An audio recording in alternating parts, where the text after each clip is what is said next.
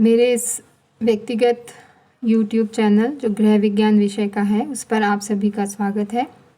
मैं doctor Jyoti Sachan, assistant professor SMM government girls college Bhilwara. आज के इस वीडियो में हम अध्ययन करने जा रहे हैं रेस्पिरेटरी सिस्टम के बारे में। रेस्पिरेटरी सिस्टम जो है इसके विगत वीडियो में हम अध्ययन कर चुके हैं कि रेस्पिरेशन प्रोसेस जो है वो क्या होता है और कौन कौन से ऑर्गन मिलकर इस रेस्पिरेटरी सिस्टम का निर्माण करते हैं, या हम यूँ कहें कि इस रेस्पिरेटरी सिस्टम में या श्वसन तंत्र में कौन से ऑर्गन पार्टिसिपेट करते हैं, कौन से अंग हैं जो मिलकर इस श्वसन तंत्र का निर्माण करते हैं। इससे पहले के 2 वीडियो में हमने श्वसन तंत्र की संरचना के बारे में विस्तार से अध्ययन किया था, जिसमें हमने नाक, श्वास नली और फेफड़े और वायु कोशों के बारे में चर्चा करी थी। फेफड़ों के बारे में हमने ये अध्ययन किया था कि जो मानव शरीर है उसमें जो लंग्स हैं वो लेफ़्ट और लंग और राइट लंग्स 2 हैं, और वहाँ पर जो श्वसन की प्रक्रिया है वह पूर्ण होती है। आज जो हम इम्पॉर्टेंट टॉपिक डिस्कस करने वाले हैं वह है कि जो रेस्पिरेशन का जो प्रोसेस है, श्वसन की जो क्रियाविधि है वह किस प्रकार होती है।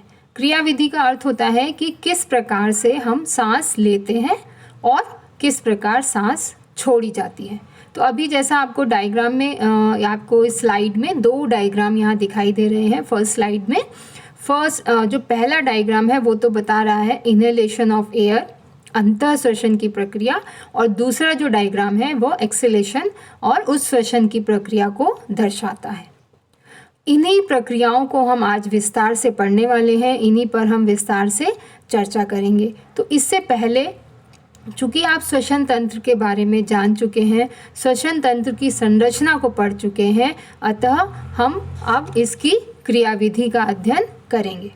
तो जो रेस्पिरेशन प्रोसेस होता है वो मुख्य रूप से उस दौरे का रेस्पिरेशन प्रोसेस है, जिसमें एक होता है इंस्पिरेशन, जिसमें हम अंतः श्वसन कहते हैं। अंतः श्वसन जो होती है यह वह प्रक्रिया है जिसके द्वारा सांस को अंदर खींचा जाता है। यह वायु जो है वो नाक में जब प्रवेश कर रही है और फेफड़ों तक जा रही है, तो यह जो संपूर्ण प्रक्रिया है यह अंतः श्वसन के अंतर्गत आती है। अब जब अंतः श्वसन की प्रक्रिया होती है तो उसमें जो ऑर्गन पार्टिसिपेट करते हैं और साथ ही साथ जो ऑर्गन हेल्प करते हैं उनको हम आज यहाँ पर विस्तार से पढ़ेंगे, और ये जो पूरा मैकेनिज़्म है ये किस प्रकार से होता है इस पर हम चर्चा करेंगे। तो अंतः श्वसन की प्रक्रिया में क्या होता है कि नाक द्वारा सांस को ग्रहण किया जाता है। तो इस प्रक्रिया में जो डायाफ्राम एक संरचना है और जो इंटरकॉस्टल पेशियां हैं यह हमारी जो पसलियां हैं उनसे लगी हुई होती हैं। ये चीज़ आप इस डायग्राम से और समझ सकते हैं। इस डायग्राम में आप देख रहे हैं कि पिंक कलर के आपको लंग्स दिखाई दे रहे हैं, राइट लंग्स और लेफ्ट लंग। उसके ऊपर आपको पसलियाँ दिखाई दे रही हैं। पसलियों के बीच में इंटरकॉस्टल पेशियाँ होती हैं। तो जब सांस लेने की प्रक्रिया की जाती है तो यह इंटरकॉस्टल पेशियाँ जो होती हैं ये बाहर की तरफ खींचती हैं, और साथ ही साथ ये जो डायाफ्राम आपको दिखाई दे रहा है ये डायाफ्राम अपनी नॉर्मल स्टेज से नीचे की तरफ आता है, उधर पर नीचे की तरफ खींचता है, और उरोस्थी जो है वह आगे की तरफ आती है। तो इससे क्या होता है कि ओवरऑल जो चेस्ट का आयतन है वह इंक्रीज़ हो जाता है, और इसकी वजह से जो लंग्स हैं उनको फैलने के लिए जगह मिलती है। अब क्या होता है कि जो वायु है वो नासा छिद्र द्वारा ग्रहण की जाती है। नासा छिद्र से होती हुई नासा मार्ग में प्रवेश करती है।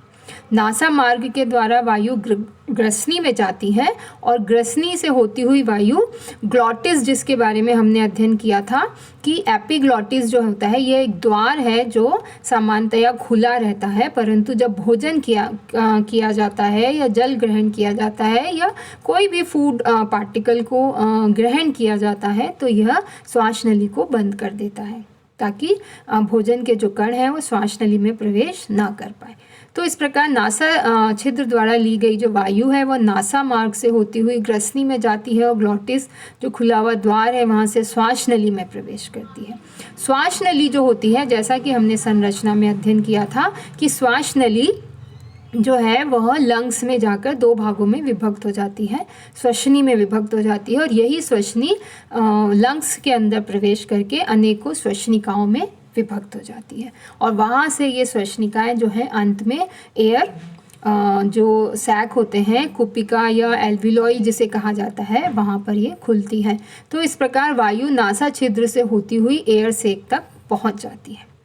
अब इस प्रक्रिया में जो रिब्स हैं, रिब्स के साथ अटैच जो इंटरकॉस्टल मसल्स हैं, ये इंटरकॉस्टल मसल्स जो होती हैं इनमें कॉन्ट्रैक्शन होता है। कॉन्ट्रैक्शन होने की वजह से जो चेस्ट का साइज़ है वो इंक्रीज़ हो रहा है, डायाफ्राम नीचे की तरफ जा रहा है जिससे चेस्ट का साइज़ इंक्रीज़ होता है, लंग्स को फैलने की जो है जगह मिलती है और इसकी वजह से होता यह है कि लंग्स के अंदर का जो वायु दाब है वो वायुमंडलीय दाब की अपेक्षा कम हो जाता है और वायु जो होती है वह अधिक दाब से कम दाब की तरफ प्रवेश करती है या मूव करती है।